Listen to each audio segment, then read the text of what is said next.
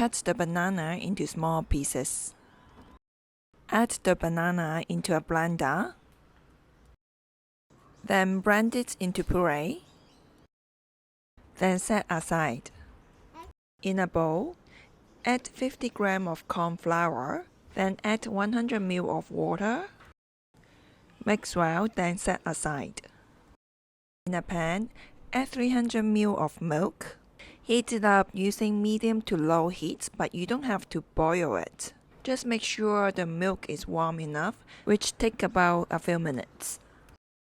Then add 30 grams of sugar and a pinch of salt and the banana puree. Whisk the mixture to make sure the banana puree mixes well with the milk, and also it helps the sugar to dissolve in the milk. Still use medium to low heat, no need to boil the milk. Then add 1 teaspoon of vanilla extract to enhance the flavor. Mix well. After that, turn to low heat, then add the corn flour mixture into the milk. Remember to whisk a bit of the mixture before adding to the milk so that the mixture is well combined. The corn flour is to thicken the mixture. Keep stirring the mixture from time to time and you will see the contents will get thicker and thicker. Until the texture has become like this, not too watery but not too thick, then you can turn off the stove.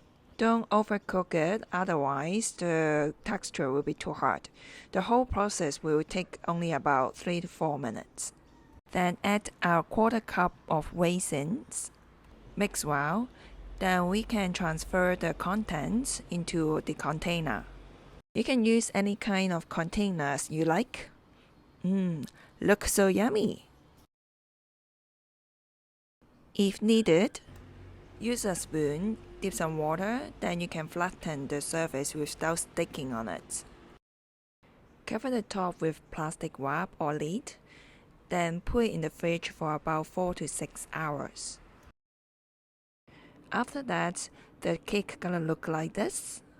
Thinly coat the surface with desiccated coconut. The coconut can enhance the texture and it also makes the cake more presentable. Transfer to the serving plate. Then it is ready to serve. It's really easy and fast to make this banana cake. The flavors of all the ingredients does match very well with each other.